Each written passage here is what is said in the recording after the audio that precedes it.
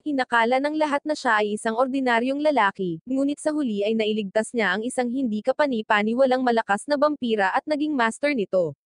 Nawalan ng ina si Mahiro sa murang edad. Parang hindi masyadong mabigat sa kanyang munting balikat ang mawalan ng nag-iisang magulang, naririnig niya ang pagbubulungan ng kanyang mga kamag-anak kung sino ang mag-aalaga ngayon sa isang ulilang tulad niya. Pakiramdam ni Mahiro ay lalamunan siya ng kanyang kalungkutan pagkatapos ng kanyang pagluluksa, ngunit biglang nagboluntaryo ang kanyang tiyuhin na kunin siya.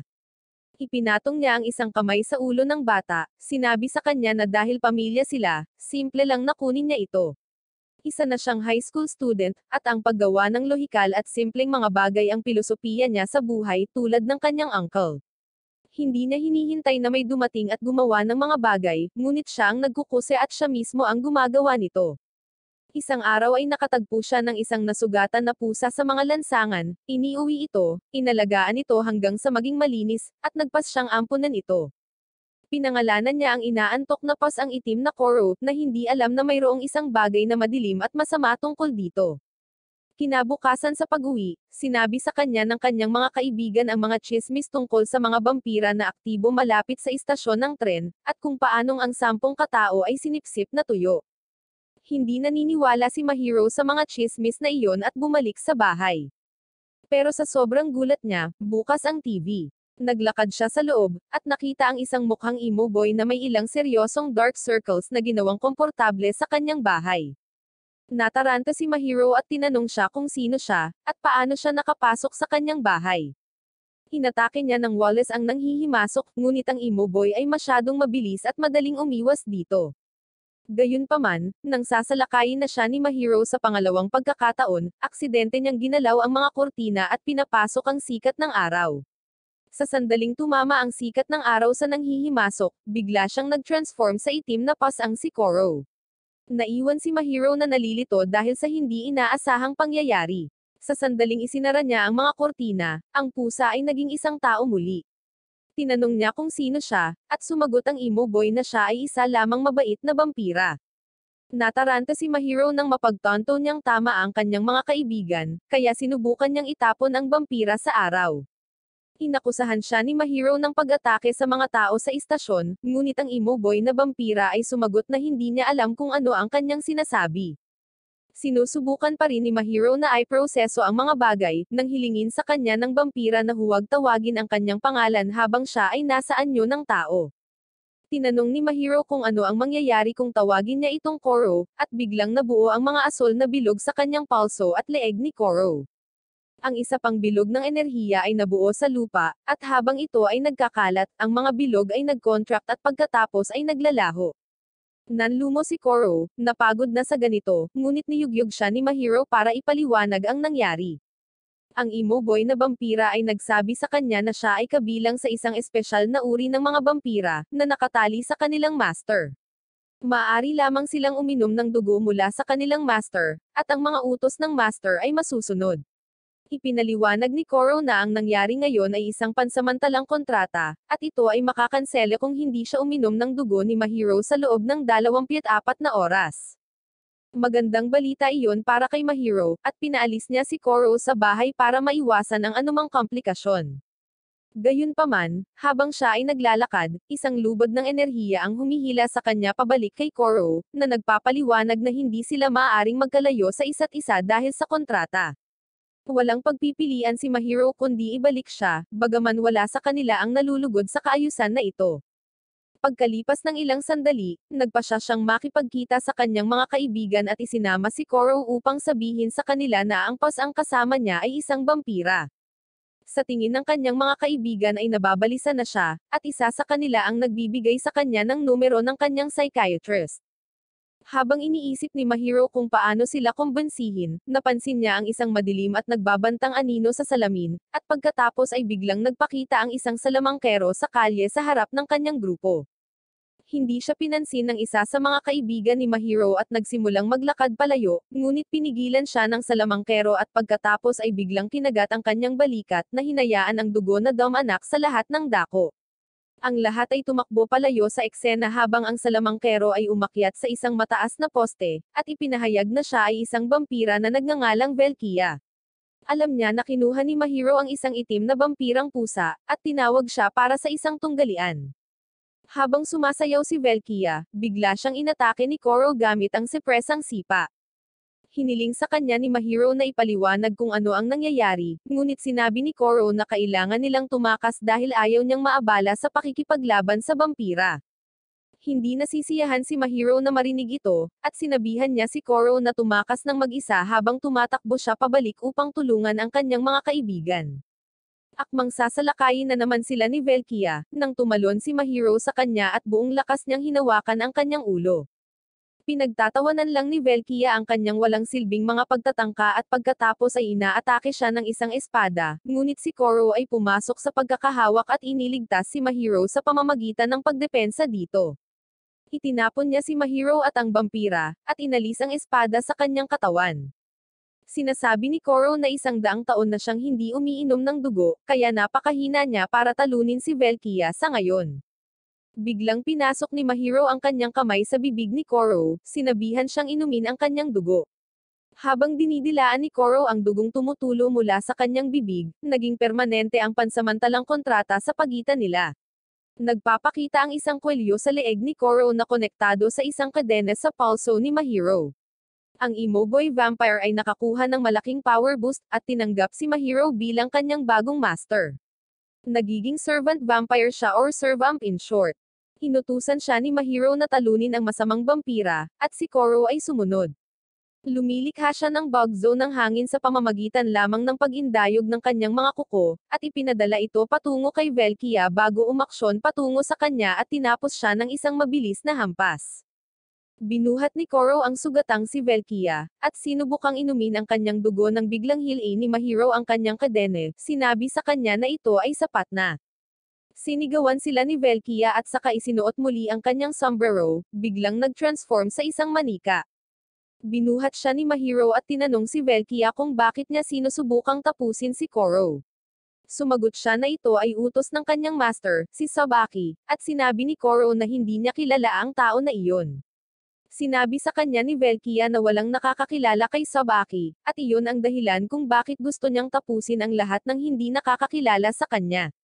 Biglang nawala ang kadena na nagdudugtong kay Mahiro at Koro, at pareho silang bumagsak sa lupa dahil sa pagod. Nang imulat ni Mahiro ang kanyang mga mata, nakita niya ang kanyang sarili pabalik sa kanyang silid, kasama si Koro na payapang natutulog sa kanyang maliit na kama. Agad siyang tumakbo sa paaralan, nag-aalala tungkol sa kanyang nasugatan na kaibigan, ngunit sa kanyang pagtataka, siya ay ganap na maayos. Isa pa, inaangkin niya na sinabihan siya ng pulis na naaksidente siya sa sasakyan, ngunit hindi niya gaanong naaalala, ni ang nasugatan na kaibigan or ang saksi ay hindi naaalala ang pagkikita nila ni Mahiro sa palengke, or ang kanilang enkwentro sa street magician vampire. May kakaibang iniisip si Mahiro, at sa pag-uwi niya, tinanong niya si Koro kung may ideya ba siya tungkol kay Velkia or sa kanyang master, si Sabaki. Biglang umulan ng walang anumang ulap sa kalangitan, at nakita ni Mahiro ang kanyang sarili sa isang kakaibang dimensyon. Biglang dumating ang isang lalaki na nagko-cosplay bilang kontrabida sa isang anime, at nagsimulang tumawa kay Mahiro nang wala saan. Sa susunod na sandali, mabilis niyang kinuha ang bag ni Mahiro nang hindi nagpapalam at kinuha si Velkia mula dito. Tinawag ni Velkia ang lalaki na Sabaki, at si Mahiro ay natarante ng mapagtanto niyang nahaharap siya sa isang mapanganib na kaaway. Agad na lumapit si Sabaki patungo sa kanya, binuhat si Koro, at itinabi siya sa isang tabi, pinilit siyang mag-transform sa kanyang anyo ng tao.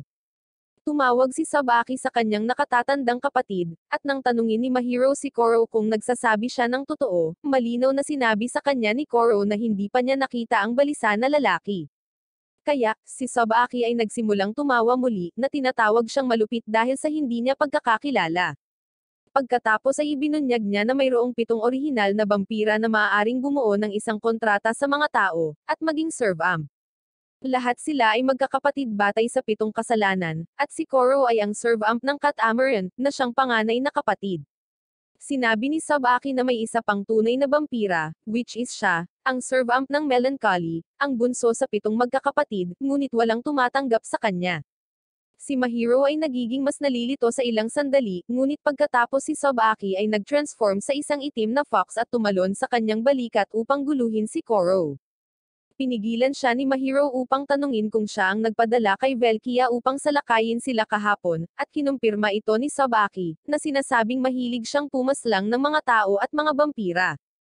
Pagkatapos ay isiniwalat niya na nagdeklara siya ng digmaan sa lahat ng mga vampira dahil ito ay masaya. Napagtanto ni Mahiro na siya ay may sakit sa pag-iisip, at talagang nangangailangan ng isang psychiatrist dahil hindi niya maintindihan ang anumang sinabi sa kanya. Naalala niya ang isang sandali sa kanyang nakaraan noong kinakaharap pa niya ang pagkasawi ng kanyang ina, at kahit mabait ang lahat sa kanya, hindi siya mapakali. Sa pagkakataong iyon, sinabihan siya ng kanyang tiyuhin na pangalanan ang kanyang nararamdaman at harapin ang mga ito, dahil iyon lamang ang tanging paraan upang malutas ang sitwasyon. Kaya ngayon, sinabi ni Mahiro ang parehong bagay kay Sabaki. Ipinahayag niya na bibigyan niya siya ng dugo at pangalan, na ginagawa siyang servant, at pagkatapos ay pigilan siya sa pakikipagdigma laban sa iba pang mga vampira. Tinatawanan siya ni Sabaki at sinabing masasawi siya bago iyon. Ibinato niya ang kanyang espada kay Mahiro, at nagmadali si Koro upang iligtas ang kanyang buhay.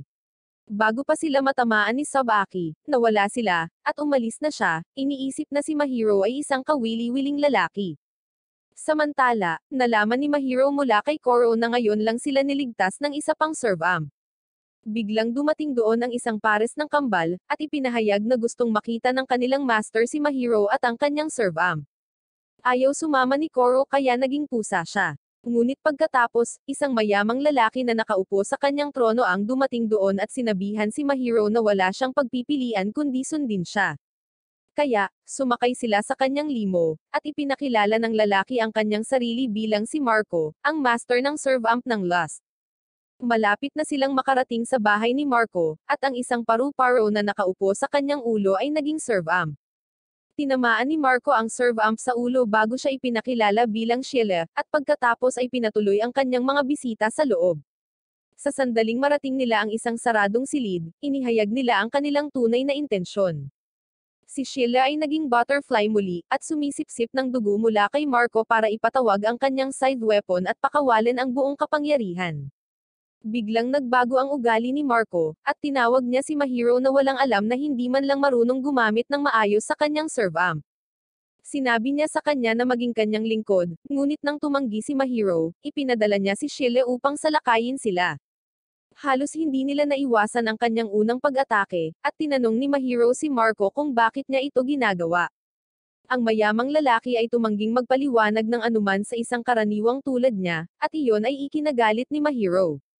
Binuhat niya si Koro at umalis sa harap ng pintuan, sinabi kay Marco na ayaw niyang makipag-usap sa mga rich kid na tulad niya.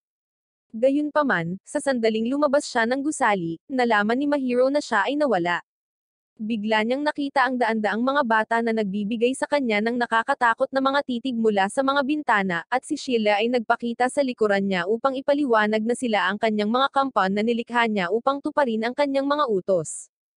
Sinabi ni Sheila na sa kanyang digmaan laban sa mga vampira, unang pinupuntirya ni Sabaki at ng kanyang alipin ang mahihinang mga alipors. Maya-maya ay dumating doon si Marco, humihingal dahil lang sa pagbaba niya ng hagdan. Sinabi niya na hindi niya gustong gamitin ang mga minions bilang mga piraso ng chess na maaari niyang isakripisyo upang manatiling ligtas, at iyon ang dahilan kung bakit gusto niya ng mas maraming kapangyarihan upang protektahan sila. Sinabi niya kay Mahiro na kung wala siyang determinasyon na maging master ng isang servant, dapat ay siya na lang ang maging kampanya. Sa wakas ay naunawaan ni Mahiro ang kanyang posisyon, at sinabi kay Marco na tutulungan niya itong protektahan ang mga anak nila ni Sheila, hindi bilang isang utusan kundi bilang isang kaibigan. Tinanggap iyon ni Marco, at pagkatapos ay tinanong siya kung binabalak niyang harapin si Sabaki ng walang sandata. Ipinaliwanag niya na lahat ng masters ay maaaring gumamit ng custom na armas gamit ang kapangyarihan ng kanilang servant, at nagpa siya na turuan si Mahiro kung paano ito gamitin. Di nagtagal, umuwi si Mahiro kasama ang kanyang matalik na kaibigan na si Sukona. Habang naglalakad sila pauwi, naramdaman ni Mahiro ang isang nakababahalin na presensya sa kanyang likuran ngunit wala siyang nahanap noong siya ay lumingon. Tinutokso siya ni Sukona tungkol sa pagiging vampira nito, at pagkatapos ay tinanong siya kung may nakita siyang kakaiba kamakailan. Hindi masabi ni Mahiro sa kanya ang tungkol sa pagiging vampira ni Koro, kaya hiniling niya sa kanya na tawagan agad siya kung may nangyaring kakaiba sa kanya. Iniisip ni Sukona na kakaiba siya at tumakbo papunta sa kanyang tahanan. Kinabukasan, binisita ni Mahiro si Marco para malaman kung paano siya makakakuha ng sandata para protektahan ang kanyang mga kaibigan sa anumang uri ng pagbabanta. Sinabihan siya ni Koro na ipikit ang kanyang mga mata kung gusto niya ng sandata, at nang gawing iyon ni Mahiro, napadpad siya sa isang madilim na lugar sa isip ni Koro. Nakikita niya ang isang takot-takot na pusa na nagsasabing bahagi ito ni Koro, at namamahala sa kapangyarihan ng kanyang master. Hinakay niya si Mahiro sa isang tumpok ng mga regalo, at hiniling sa kanya na maingat na pumili ng isa dahil hindi niya ito maibabalik or mapapalitan mamaya. Pinipili ni Mahiro ang pinakasimpleng kahon ng regalo upang maging pare-pareho sa kanyang pilosopiya. Ito ay naging isang mahiwagang wallet at natagpuan niya ang kanyang sarili sa sala ni Marco sa susunod na sandali. Ang wallet ay umiikot kay Mahiro at pagkatapos ay naging isang tato sa kanyang palso, at iniisip niya kung magagamit ba niya talaga ito sa labanan. Sinubukan niyang tawagin ang kanyang wallet para tulungan siyang lumaban, ngunit hindi ito lumabas. Sinabi sa kanya ni Sheila na isipin ang kanyang layunin dahil mas madaling ipatawag ang wallet, at agad na naisip ni Mahiro ang kanyang mga kaibigan. Iniisip niya ang mga ito bilang kanyang pamilya, at sinabi kay Marco na ipapakilala din niya ang mga ito sa kanya balang araw. Lumipas ang ilang araw pagkatapos noon, at si Mahiro at ang kanyang mga kaibigan ay nag-aalala tungkol kay Sukona, na hindi nagpakita sa paaralan sa mga nakaraang araw.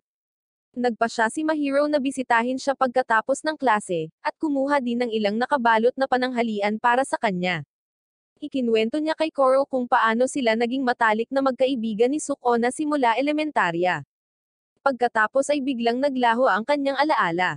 Nakalimutan niya ang address ni Sukona, at iniisip niya kung nagpunta siya sa kanyang tahanan. Mabilis niyang nawawala ang lahat ng alaala niya kay Sukona nang biglang magpakita sa likuran niya ang kanyang kaibigan at ginulat siya. Habang tinatanong siya ni Mahiro kung bakit siya hindi pumapasok sa paaralan kamakailan, pinagdududahan ni Koro ang lalaki. Ipinaliwanag ni Sukona na siya ay inatake sa paligid dito ilang araw na ang nakalipas, at kahit na siya ay nailigtas, siya ay natakot na umalis ng bahay mula noon. Bigla silang nakarinig ng sigaw sa di kalayuan, at hinawakan ni Sukona ang kamay ni Mahiro habang inaakay siya sa ilang eskinita patungo sa isang open space. Bago pa man siya matanong ni Mahiro kung ano ang nangyari, bigla silang tinalian ng ilang sinulid. Ilang sandali bago halos hindi makaligtaan ng dalawang espada si Koro, nakatayo si Velkia sa tuktok ng isang gusali, at tumalon siya pababa sa tabi mismo ni Sukona. Nawala sa isip si Sukona, habang sinisigawan niya si Mahiro sa pagpunta dito kahit na binalaan na may mga vampira sa lugar na ito. Pagkatapos noon ay napagtanto ni Koro na si Sukona ay talagang kampan ni Sabaki. Sinabi ni Sukona kay Mahiro na isipin ang kanyang nakaraan sa mga sandali na magkasama sila, upang iparamdam sa kanya na wala siya sa alinman sa kanyang mga alaala sa pagkabata. Naglabas siya ng mga kutsilyo, tinanong si Mahiro na alamin kung ilan sa mga alaala niya kasama siya ay totoo at kung ilan ang peke. Hinatake ni Sukona si Mahiro, ngunit pinangangalagaan ni Koro ang kanyang sarili sa pamamagitan ng pagkuha ng pinsala sa kanyang sarili. Sumunod na umatake si Velkia, at inatake si Koro gamit ang kanyang espada. Hindi makapaniwala si Mahiro na ang kanyang matalik na kaibigan ay isang vampira, at sinabi ni Sukona na nais niya na hindi siya isa. Sinabi ni Sukona na nagtiwala siya sa kanya, ngunit pagkatapos ay nagkamali siya ng pagsisinungaling sa kanya na si Koro ay isang ordinaryong pusa. Halos maiyak na siya habang sinasabi niya kay Mahiro na kung hindi niya ginawa iyon, magiging magkaibigan pa rin sila. Gusto ni Mahiro na makawala sa problemang ito sa tulong ng kanyang servamp, ngunit tumanggi si Koro na inumin ang kanyang dugo. Sinabi niya sa kanya na ang pagkain ng servamp sa pasya ng kanilang master ay may halong dugo, ngunit dahil kulang siya sa katatagan, hindi siya magkakaroon ng anumang kapangyarihan kahit na inumin niya ang kanyang dugo ngayon. Pakiramdam ni Mahiro ay wala siyang magawa dahil hindi niya alam kung ano ang gagawin, ngunit pagkatapos ay biglang naputol ang mga string na nagbubuklod sa kanya, at nagpakita sina Marco at Sheila. Sinalakay ni Sheila si Velkia at nagpasya na harapin si Sukona upang iligtas si Mahiro, na kanyang unang kaibigan. Iniisip ni Sukona na walang magagawa ang isang may rich kid na tulad niya, at sinabihan si Velkia na atakihin muna siya. Gayunpaman, tulad ng si Velkia ay nasa isang tuwid na linya sa pagitan ni Marco at ng kanyang vampira, ang kanyang espesyal na sandata ay nag-activate. Si Velkia ay ganap na paralisado habang siya ay nakaupo sa isang execution chair, at pagkatapos ay pinutol lamang siya ni Sheila, na sinisira ang kanyang isip. Pagkatapos ay sinabihan ni Marco si Sukona na nakakahiya na kailangan nilang mag-away, dahil gusto silang ipakilala ni Mahiro sa lalong madaling panahon. Biglang nagbago ang ugali ni Sukona, at nagsimula siyang umarte na parang gusto rin niyang maging kaibigan sina Mahiro at Marco. Dahil dito, ibinaba ni Marco ang kanyang bantay at kinansela ang kanyang kadena kasama si Sheila. Pagkatapos, si Velkia, na kinokontrol ng mga string ngayon, ay sumalakay kay Sheila at pinutol ang kanyang binti. Samantala, inatake ni Sukona si Marco gamit ang kanyang mga kutsilyo at nagdulot ng malubhang pinsala sa kanya. Pagkatapos ay inilagay niya ang kanyang kutsilyo sa leeg ni Mahiro, na sinasabi sa kanya na gusto niyang tapusin siya at ang kanyang mga kaibigan, kahit na sila ay nagsasaya, dahil iyon lang ang paraan na siya ay nilikha. Inihagis niya si Mahiro sa lupa at sinabing tatapusin niya ang lahat ng kanyang mga kaibigan ngayon. Ngunit pagkatapos ay biglang, nagpakita ang multo ng isang babae sa likod ni Sukona at pinigilan siya. Bumubulong siya kung gusto niyang manakit ng iba tulad ng nasaktan niya, at lahat ng atensyon niya ay biglang nalayo kay Mahiro. Naka-recover na rin si Koro sa ngayon, at sinabi niya kay Mahiro na hindi sila makakalaban sa kanilang kasalukuyang kalagayan, kaya dapat silang tumakbo. Gayunpaman, tumanggi si Mahiro na gawin ito at humakbang pasulong upang pigilan si Sukona. Ipinatawag niya ang kanyang Wallace at hinampad siya ng buong lakas na nagbigay sa kanya ng sugat na hindi tumitigil sa pagdurugo. Biglang naramdaman ni Mahiro na wala na siyang kontrol sa armas, at pagkatapos ay hiniling sa kanya ni Sukona na tapusin siya. Ang pagwawalang bahala ni Mahiro, at ang kanyang Wallace ay naging ulap ng pabago-bagong enerhiya. Nawalan siya ng malay, iniisip kung ano ang ginagawa niya. Ngayon ay pakiramdam niya na ang kanyang sandata ang nagtutulak sa kanya upang tapusin ang kanyang matalik na kaibigan, at alam niyang kung gagawin niya iyon, hindi siya mananatiling tao. Sa kabila ng matinding damdaming iyon, hindi mapigilan ni Mahiro ang kanyang sarili habang sinusugod niya si Sukona at muling sinaktan siya.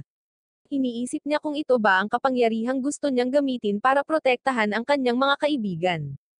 Patuloy na hinahampas ni Mahiro si Sukona gamit ang kanyang Wallace, at pagkatapos ay pinabagsak siya sa isang bakod. Habang nakatingin sa kanya si Sukona na nakangiti, umaasa siyang ito na ang katapusan ng kanyang malungkot at masalimuot na buhay. Sa kabilang banda, ang mga negatibong emosyon ni Mahiro tulad ng pagkakasala at panghihinayang ay dumadaloy sa isip ni Koro, kaya sinugod niya si Mahiro at kinagat ang kanyang leeg upang sipsipin ang kanyang dugo. Nagpapakita muli ang kadena na nagkokonekta sa kanila, at pagkatapos ay biglang pinakawalan ni Koro ang kanyang nakatagong kakayahan, ang darkness burst mula sa kanyang likuran at naging hugis ng isang higanteng, takot-takot na pusa.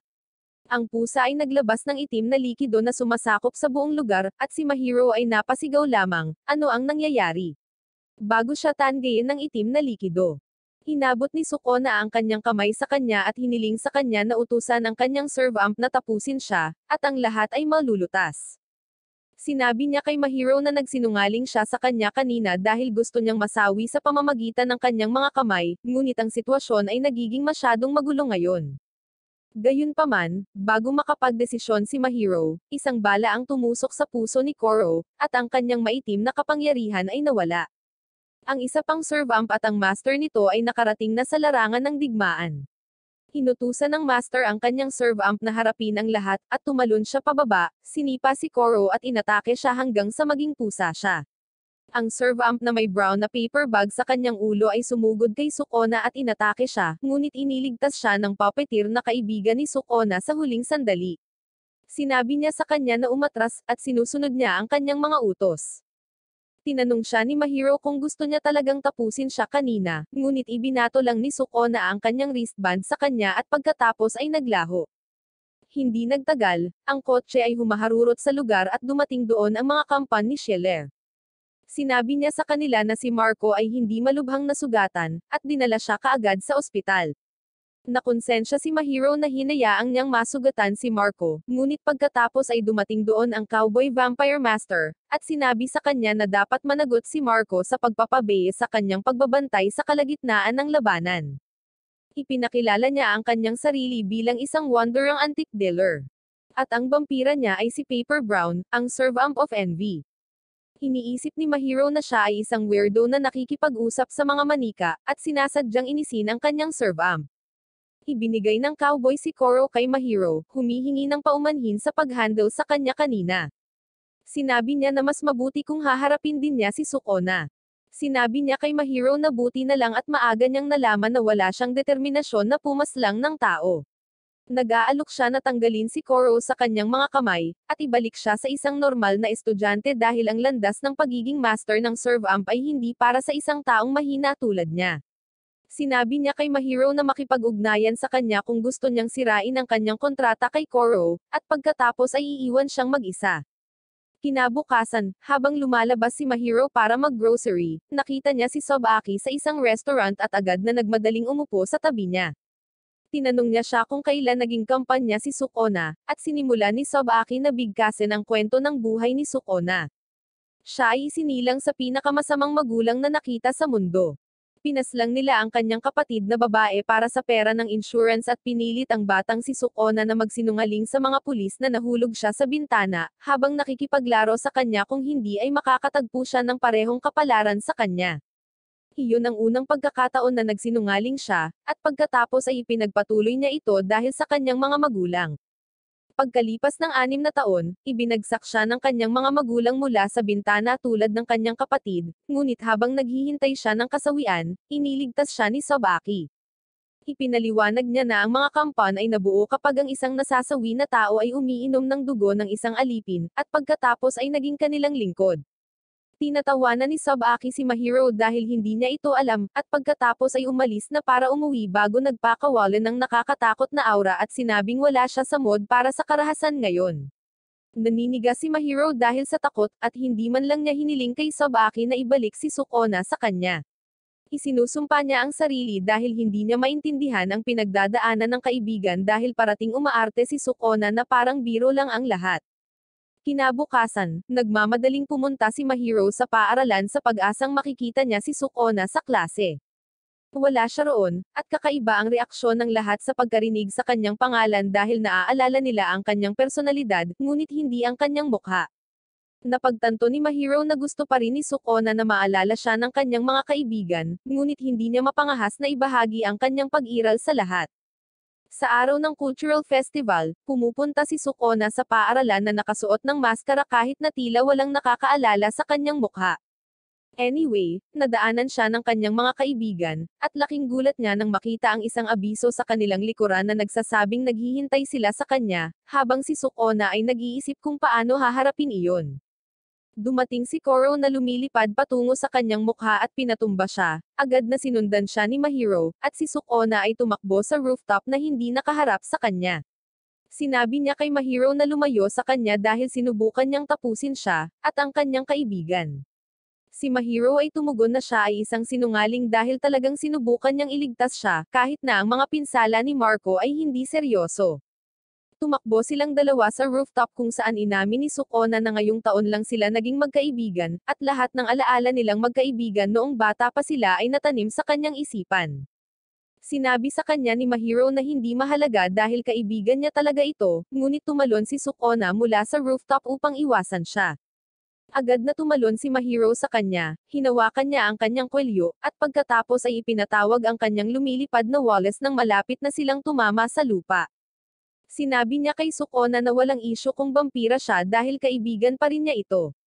Mabilis siyang nawala ng balanse pagkatapos noon, at pareho silang bumagsak sa malapit na kagubatan. Nagtatawanan sila tungkol sa kakaibang kapangyarihan ni Mahiro na hindi pa niya makontrol, ngunit pagkatapos ay nagsimulang umiyak si Sukona, na sinasabi na gusto niyang mabuhay ng mga masasayang sandali na ito ng mas matagal. Sinabi niya kay Mahiro na noong bata pa siya at sinisi ang kanyang sarili sa pagkasawi ng kanyang kapatid, si Sobaki ang nag-comfort sa kanya at sinabi sa kanya na hindi niya ito kasalanan. Nangako siya na darating siya para sa kanya kapag natapos na ang lahat, at tinupad niya ang kanyang pangako at dumating para sa kanya noong malapit na siyang masawi. Sinabi ni Sukona na si Sobaki lang ang tumulong sa kanya, at hindi nagsinungaling sa kanya kaya gagawin niya ang lahat para sa kanya. Napagtanto ni Mahiro na ang impluwensya ni Sobaki sa buhay ni Sukona ay katulad ng impluwensya ng kanyang tiyuhin sa kanya, at agad niyang sinabi sa kanyang kaibigan na ititigil na niya ang marahas na pagsasaya ni Sobaki. Pinasalamatan siya ni Sukona ngunit sinabi sa kanya na ito ay sapat na. Hindi na siya makakasama pa at ng iba pa. At nang nakikipagpalitan siya ng fist bump kay Mahiro, nawala siya. Tumatakbo siya sa abot ng kanyang makakaya mula kay Mahiro, naaalala kung paano siya ang unang taong nagunat ng kamay ng pakikipagkaibigan sa kanya. Umiiyak si Sukona, pinasalamatan si Mahiro sa pagiging kaibigan niya at hinayaan siyang magkaroon ng masayang taon sa high school. Samantala, si Mahiro ay dismayado sa sarili niyang kahinaan, at lumingon siya kay Koro, na nagtatago sa likod ng isang puno, at sinabi sa kanya na gusto niyang maging mas malakas.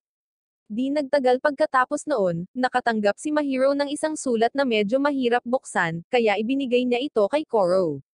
Gayunpaman, nagpa siya si Koro na durugan ang sulat sa sandaling makita niya ang selyo nito.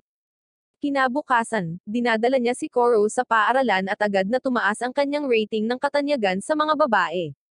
Sa kanilang pag-uwi, nakatagpo sila ng isang nighttime festival at nagpa siya silang mag-enjoy dito. Habang nakaupo sina Mahiro at Koro sa isang tulay na naghihintay na magsimula ang furry work show, dumating doon ang isang lalaking may takip sa mata.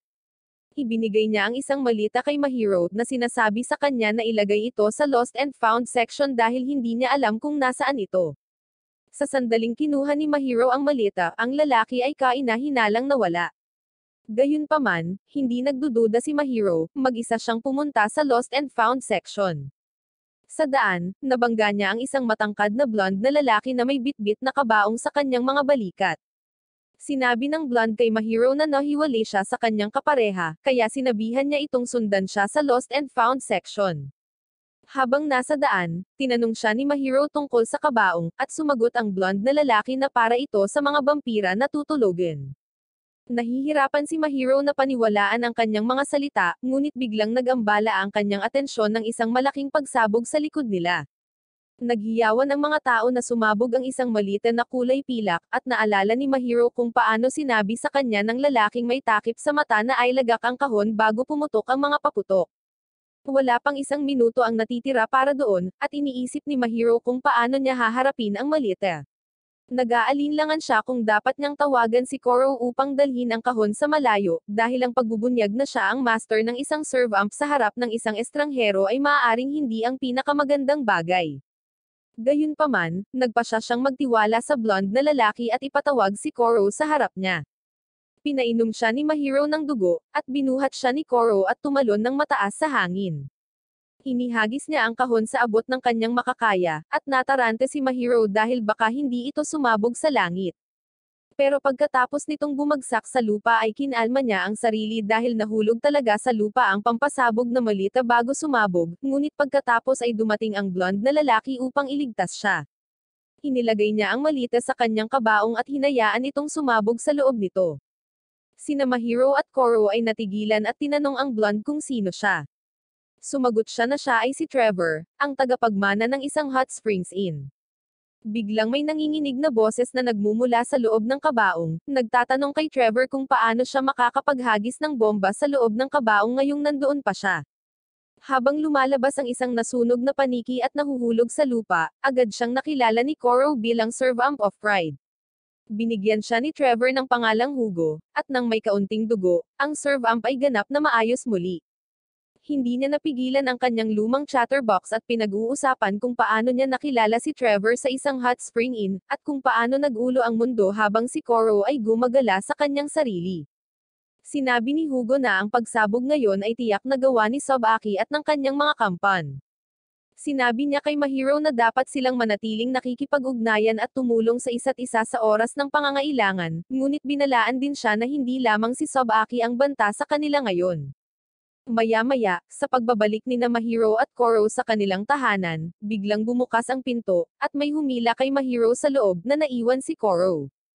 Napagtanto ni Koro na ilang makukulit na tao ang nasa likod nito, at agad nilang binuksan muli ang pinto at tinutukan siya ng magic gun, habang ang isa pang lalaking naka-straight jacket ay tumalon sa ibabaw niya. Dinala si Mahiro sa isang kakaibang pasilidad kung saan binati siya ng isang scientist na nagngangalang Namado. Ipinaalam niya sa kanya na ngayon ay nasa punong tanggapan sila ng C3, isang neutral na partido sa pagitan ng mga tao at mga vampira. Sinaban niyang hindi sila kaaway, at sinabing dinala nila siya dito para lang makausap siya ng mapayapa. Hiniling ni Namado kay Mahiro na makipagsanib puwersa sa kanila upang pigilan si Sabaki, na isang banta sa kapwa-tao at mga vampira. Habang iniisip ni Mahiro na ito ay masyadong biglaan, sinubukan ni Namado na kumbensihin siya na sila ay nasa parehong panig at may parehong layunin kaya dapat walang problema. Sinabi niya na alam ni Koro ang C3, at kayang sabihin kay Mahiro ang lahat ng gusto niyang malaman tungkol sa kanila. Sinabi niya na dapat silang magtulungan upang sirain ang lahat ng mga kampan ni Sabaki. Ang sagot ni Mahiro ay isang deal-breaker dahil ang isa sa mga kampan ni Sabaki ay kaibigan niya, at nangako siyang ililigtas siya. Nagawa na ni Namado ang kanyang pananaliksik at alamang tungkol kay Sukona. Sinabi niya kay Mahiro na ang pakikitungo kay Sabaki ay isang seryosong bagay at ang kanyang damdamin ay hindi isasaalang-alang dito. Tumanggi si Mahiro na makipagtulungan sa mga boring na matatandang tulad niya, at sinabi ni Namado na iginagalang niya ang kanyang desisyon. Gayunpaman, siya ay isang kabuuang hindi mapagkakatiwalaan pagdating sa negosyo, at inihayag na mayroong 52 mga pinto sa silid na ito at isa lamang ang humahantong sa labasan. Sinabi niya kay Mahiro na magmadali at hanapin ito, or hindi na niya makikita ang kanyang servamp dahil sa ngayon ay nakikipag-ugnayan si Koro sa pinakatalentadong pangkat ng vampire hunter sa C3. Tumakbo si Mahiro para humanap ng labasan, ngunit ang unang pinto na dinaanan niya ay humahantong sa kanya pabalik sa kung saan siya nagsimula. Sinabi sa kanya ni Namado na aabutin siya ng isang buong araw upang suriin ang lahat ng mga pinto, at sa oras na iyon ay itinaboy na ng mga vampire hunters si Koro palayo sa kanya. Inihayag niya na kung ang servamp at ang master nito ay higit na malayo sa isang tiyak na limitasyon, ang master ay masasawi. Dahil dito, si Mahiro ay mayroon lamang dalawang pagpipilian, alinman upang mahanap ang tamang pinto ng mabilis or upang makipagsanib sa C3. Tumanggi siyang makipagtulungan sa gayong mga baluktot na tao, at patuloy na naghahanap ng tamang pinto ngunit hindi niya ito mahanap. Napagtanto niya na ang pagtingin sa lahat ng mga pinto ay hindi gagana, kaya ipinatawag niya ang kanyang Wallace at gumawa ng isang malupit na breakdance move na lumilikha ng buhawi na bumagsak sa bubong ng gusali, at sinabi ni Namado kay Mahiro na natuklasan niya ang tamang daan palabas. Binabalaan pa rin siya nito na huwag magtiwala kay Koro dahil isa siyang vampira na uhaw sa dugo. Sinabi ni Mahiro na nakita na rin niya ang magandang side ng mga vampira, at mga kaibigan niya sila. Naiwang tulala si Namado sa kanyang walang muwang na mga salita, at hinayaan niya si Mahiro ng walang pagtutol. Sa parehong oras, si Koro ay inaatake ng 3 tao mula kanina. Bahagya niyang iniiwasan ang mga maitim na spike na nagmumula sa lupa, ngunit pagkatapos ay sinusugod siya ng lalaking nakasuot ng white na jacket. Naiwasan ni Koro ang ilan sa kanyang mga sipa, ngunit pagkatapos ay nataman sa mukha at itinapon. Kino-corner nila siya at sinabi sa kanya na kung pumunta siya sa kanila nang ipadala nila ang liham, hindi na kailangang maging mahirap ang mga bagay-bagay. Patuloy sa pagtakbo si Koro habang umiiwas sa mga putok ng baril, at nakarating sa tabing ilog.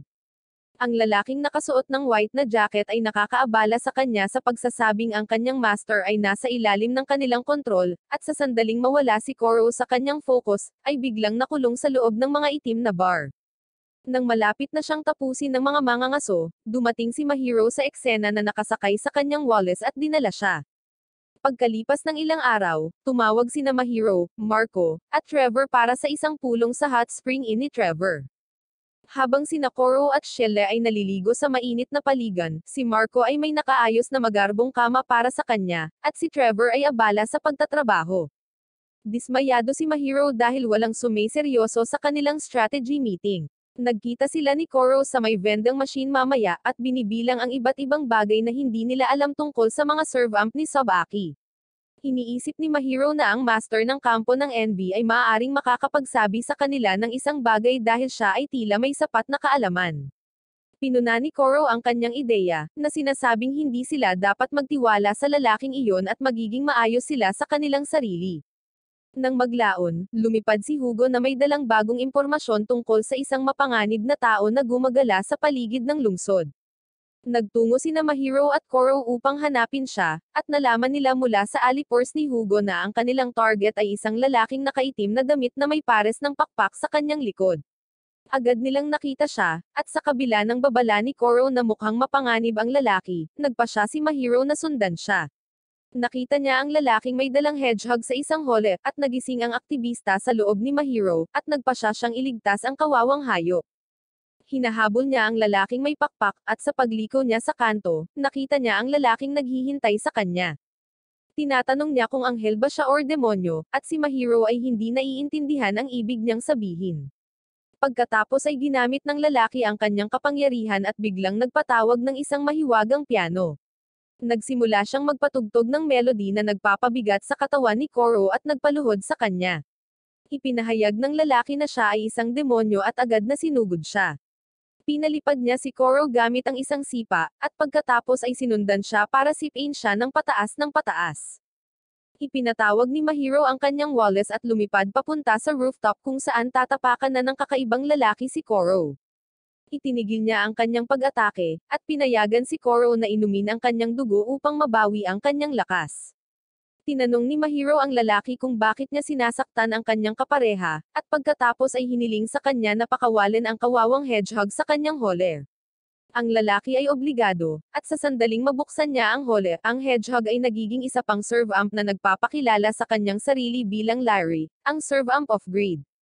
Siya ay hyperactive at sinabi na ang lalaking kasama niya ay ang kanyang master na nagngangalang Dylan, na may maling akala na siya ay isang anghel. Naiirita si Dylan sa kanyang patuloy na pagdaldal at pinaalis siya sa kanyang paningin, na sinasabing napupuot siya sa kanya dahil isa rin siyang demonyo. Hindi mapigilan ni Larry ang pangingilabot sa kanyang toxic at abusadong master na patuloy na pinapahirapan siya. Naiirita si Mahiro sa kanilang kakaibang pag-uugali, ngunit natutuwa siya na nakahanap siya ng ibang kakampi upang labanan si Sabaki. Sinabi sa kanya ni Larry na siya ay nagkakamali at hindi niya sila kakampi. Higit pa rito, hindi na nila kailangan ng kakampi dahil si Koro, na pinakamatanda sa mga vampira, ay kayang tapusin ang lahat sa isang iglap kung siya ang magpapasya. Sinabi ni Larry na hindi niya ito pinatawad sa kanyang ginawa noong huling nagtipon-tipon ang 7 vampira. Sina Koro at Larry ay nagbigay ng matinding tingin sa isa't isa, at napagtanto ni Mahiro na may ilang madilim na kasaysayan sa pagitan nila. Pinaghiwalay niya sila bago ipakilala ang sarili kay Larry, at saka hiniling na tulungan niya sila. Tumanggi si Larry, tinitigan niyang mabuti si Mahiro, at sinabing medyo ordinaryo ang master ng kanyang panganay na kapatid bago umalis.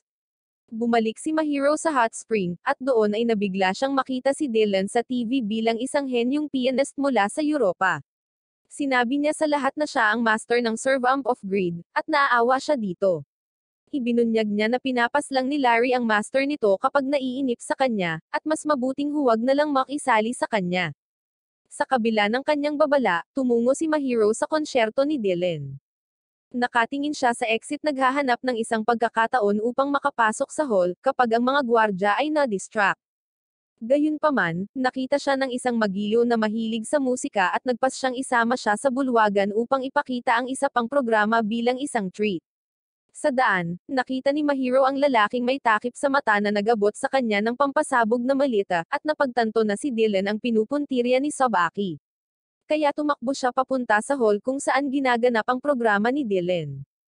Sa bulwagan, nag-e-enjoy si Larry sa music performance ng kanyang master nang bigla siyang inatake ng buong audience. Lahat sila ay mga kampa ni Sabaki, at inaasahan ni Larry na haharapin niya ang lahat ng mag-isa. Sa oras na pumasok si Mahiro sa bulwagan, walang iba kundi mga bangkay ang naiwan doon.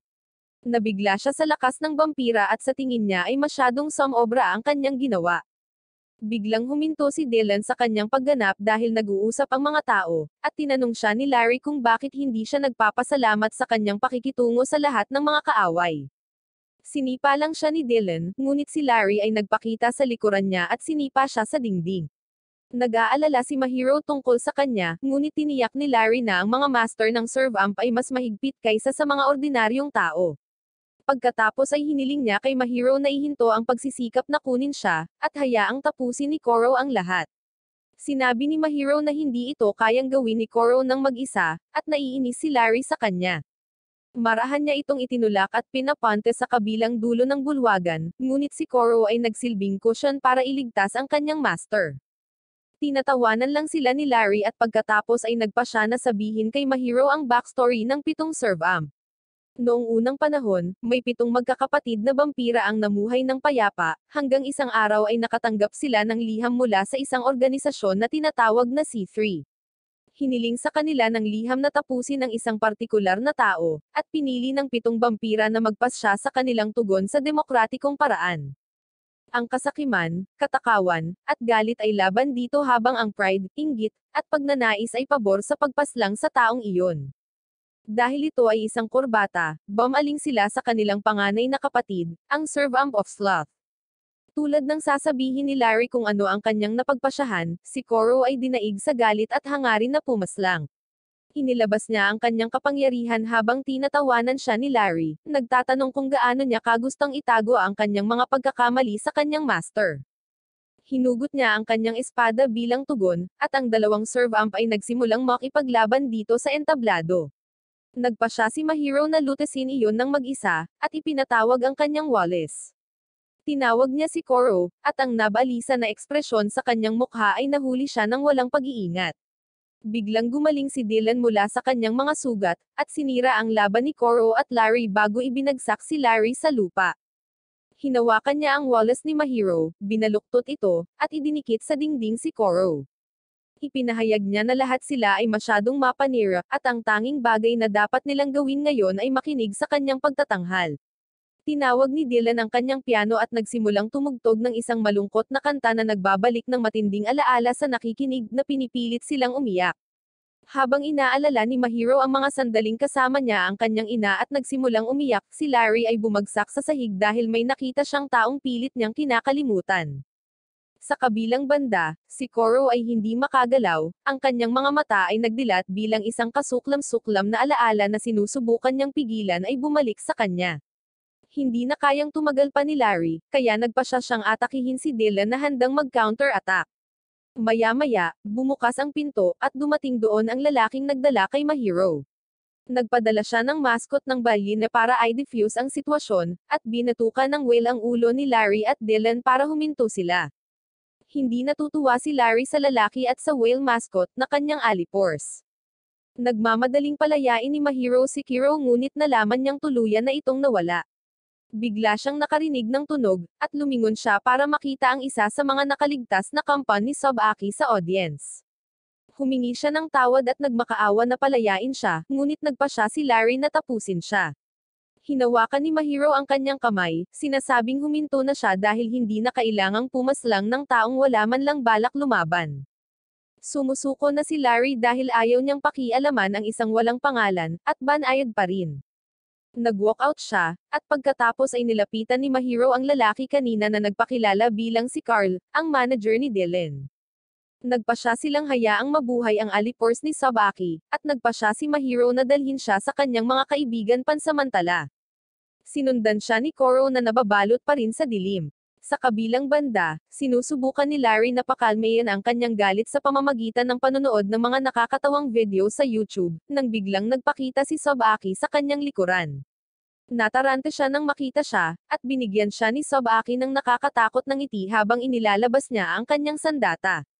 Samantala, bumalik si Mahiro sa Hot Spring Inn, at galit na galit si Marco sa kanya dahil sa kanyang sarili na kumilos. Sinabi niya na maaaring may mapanganib na kahihinatnan, ngunit hindi bababa sa nagawa niyang mahuli ng buhay ang isa sa mga kampan ni Sobaki. Gustong pigilan ni Marco ang minya na nagngangalang Leia, dahil wala itong tiwala sa kanya. Nang subukan ni Mahiro na tumutol, sinabi niya sa kanya na ang babae ay maaaring magpanggap na mahina ngunit sa katunayan maaari itong maging malakas at mapanganib. Nagpa siya sina Trevor at Hugo na tanungin siya para malaman ang lokasyon ng base ni Sobaki, ngunit pinigilan sila ni Mahiro. Naniniwala siya na kapag nalaman ni Sobaki na nandito si Leia, pupunta siya rito para iligtas siya. Mahirap paniwalaan si Marco, ngunit naisip ni Mahiro na sa unang pagkakataon na nakilala niya si Sobaki, dumating siya upang iligtas si Velkia mula sa kanya. Isa pa, naalala niya kung gaano iginagalang ni Sukona si Sobaki, kaya may pakiramdam siya na darating siya. Hiniling ni Mahiro kay Koro na sabihin sa kanya kung ano ang iniisip niya tungkol sa bagay na iyon, ngunit umalis lang si Koro sa inn. Sinundan siya ni Mahiro at tinanong kung ano ang problema niya. Lumingon si Koro, at sapat na ang kanyang tingin para sabihin kay Mahiro na wala siya sa kanyang tamang pag-iisip. Napagtanto niya na mula nang banggitin ni Larry ang kwento ng kanilang nakaraan, ang emo boy na vampira ay wala na sa kanyang sarili. Gusto niyang tanungin pa siya tungkol sa kwento sa C3, at kung pumayag ba siyang tapusin ang taong gusto nila. Sa pagsisimula pa lang niya ng tanong, naramdaman niyang natutunaw si Koro at nagiging isang bagay na diretsyo mula sa mga bangungot. Nanginginig si Mahiro sa takot, habang nakatitig sa kanya ang nagbabantang anyo ni Koro. Hinipon niya ang lahat ng kanyang lakas ng loob upang hilingin sa kanya na bumalik sa kanya, at si Koro ay sumunod. Nag-transform siya sa kanyang anyo ng pusa at tahimik na sinundan si Mahiro sa inn. Nang maglaon, umupo si Mahiro para makipag-usap kay Leia na gustong malaman kung bakit napakabait nito sa kanya kahit kaaway ito. Sumagot si Mahiro na hindi niya itinuturing na kaaway si Tsubaki sa pangkalahatan, at iniisip niya na isa lang siya na kailangan niyang pigilan. Iniisip ni Leia na si Mahiro ay medyo walang muwang, at sinabi sa kanya na habang ang mga mahihinang kampan ni Tsubaki ay ayaw lumaban, dapat niyang malaman si Henry na siyang kanang kamay ni Tsubaki at siya rin ang pinakamalakas at pinakamapanganib sa kanilang lahat. Kinabukasan, maagang gumising si Mahiro at lumingalinga sa paligid para hanapin si Koro na natutulog sa isang madilim na sulok. Bigla siyang nakatanggap ng tawag mula sa manager ni Dylan, na nagtanong sa kanya kung nakita na ba niya si Larry kahit saan. Ipinaalam niya kay Mahiro na hindi na nakita si Larry simula pa kagabi, at dahil doon ay nanghihina at napagod si Dylan sa bawat sandaling lumilipez. Hinahanap din ni Dylan si Larry dahil iyon lang ang makakatulong sa pagbawi niya ng lakas. Ngunit pagkatapos ay isang lalaking may pulang buhok ang nagpakita sa likuran niya. Napagtanto ni Dylan na siya ay mapanganib at lumayo sa kanya, ngunit hindi siya mabilis at nasugatan sa kanyang ulo. Ang redhead ay si Henry, ang kanang kamay ni Tsubaki, at sinasabi niyang hindi natutuwa ang kanyang master dahil sa ginawa ni Larry sa kanyang mga mahal na kampan kagabi. Idineklara niya na para maging pantay ang mga bagay, kailangan niyang ilagay si Dylan sa tamang lugar nito. Sinubukan ni Dylan na lumaban ngunit nasugatan ng husto ni Henry na patuloy na hindi nagseseryoso sa panahon ng labanan, at humiling pa sa kanyang kalaban para sa isang laban kapag sinubukan siyang atakihin ni Dylan habang siya ay na-distract. Madali niya itong naiwasan bago naghatid ng isa pang sugat sa braso nito. Pinitik ni Henry ang kanyang mga daliri, at ang sugat ay nagsimulang mag-apoy sa isang pulang apoy na ginagamit niya upang sindihan ang kanyang usok. Pagkatapos ay sinabi niya kay Dylan na ngayon, ang kanyang serve amp ay nakahiga sa ilalim ng sandals ni Tsubaki, lubos na natalo. Sumagot si Dylan na wala siyang pakialam sa Diyos sa hedgehog ngunit hindi siya magpapatalo sa isang taong mapula ang buhok. Sumagot si Henry na isang kahihiyan na pumaslang ng isang mahuhusay na pianist na tulad niya, at muling inilabas ang kanyang pulang apoy, na lumikha ng isang malaking buhawi ng apoy. Ito ay sapat na malaki para makita ito ni Mahiro mula sa malayo, at gusto niyang pumunta at makita ang laban. Agad niyang sinabihan si Koro na maghanda para makipaglaban, ngunit hiniling niya sa kanya na tumawag muna ng iba para sa backup. Sinabi sa kanya ni Mahiro na walang oras upang maging tamad, at sa kabila ng kanyang pag-aalinlangan, walang pagpipilian si Koro kundi sundin ang kanyang master.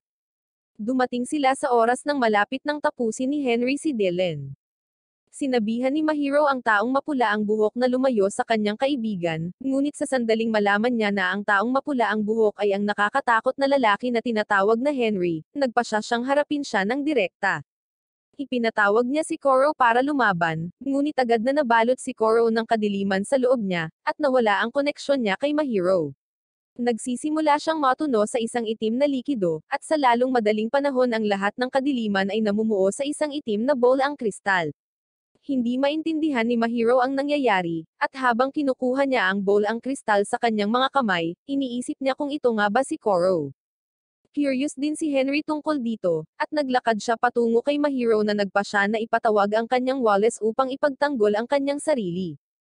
Sa kanyang sorpresa, ang Wallace ay pumasok din sa itim na bowl ang kristal, na iniwan siyang walang pagtatanggol. Gayunpaman, si Dylan ay nasa pagitan ni Henry at Mahiro, na nagsasabing hindi pa tapos ang kanilang laban. Ginagamit niya ang kapangyarihan ng kanyang magic boots upang lumikha ng isang pabilog na piano sa paligid ni Henry, at humakbang papunta dito upang mapuspos siya ng kanyang musika. Humanga si Henry sa kanyang kakayahan at nagpas siyang magseryoso din. Inatake niya si Dylan gamit ang pulang apoy, at humatol siya sa pamamagitan ng pagpapadala ng kanyang mga piano key patungo sa kanya. Habang patuloy silang nakikipaglaban sa isa't isa sa gitna ng musika at apoy, napapanood lamang sila ni Mahiro na tulale. Para siyang walang silbing lalaki na dumating para tumulong, ngunit sa halip ay naging pabigat kay Dylan. Si Dylan ay patuloy na nakikipag-usap sa kanya sa pagitan ng mga laban, at sinasabi kay Mahiro na dapat niyang iwanan ang kanyang mga pagdududa at gawin ang gusto niyang gawin. Di nagtagal natapos ang laban, at medyo natalo si Dylan. Kinuha siya ni Henry at nagpa siya na dalhin siya ng buhay kay Sabaki, ngunit pagkatapos ay tumakbo si Mahiro patungo sa kanya at hinihiling sa kanya na palayain ang kanyang kaibigan.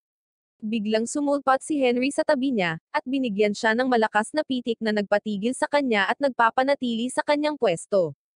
Pagkaalis lamang ni Henry, dumating sina Marco at Trevor sa pinangyarihan.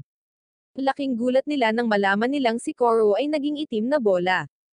Pero mararamdaman ng mga vampira nila ang kanyang enerhiya mula sa loob ng bola. Sinisisi ni Mahiro ang kanyang sarili sa hindi pakikinig sa payo ni Koro, at pumasok nang hindi naghihintay ng backup. Ngunit sinabi sa kanya ni Marco na mayroon pa silang pagkakataon. Natagpuan niya ang cellphone sa malapit at, sa paghusga sa keychain na mukhang kay Velkia, tiyak na pag-aari ito ng isang tao sa panig ni Sabaki.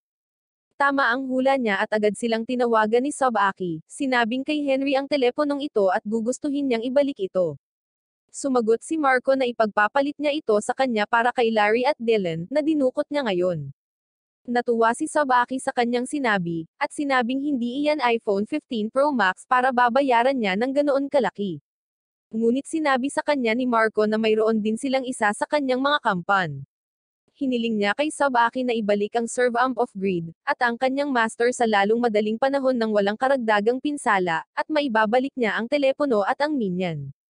Tinatawanan lang siya ni Sabaki at sinabing hindi niya sasaktan ang dalawang tao, pero baka paghiwalayin niya sila. Pinutol niya ang tawag at iniisip na kailangan niyang baguhin ang kanyang mga plano. Ngayon si Mahiro at ang kanyang mga kaibigan ay tumawag para sa isa pang pulong kaagad. At sa tingin nila ay mayroon pa silang hanggang hating gabi para hanapin, at pag-isahin si Dylan kay Larry. Higit pa rito, sinabi ni Marco kay Mahiro na hindi siya sasama sa pagkakataong ito dahil wala siyang silbi kung wala ang kanyang serve amp weapon.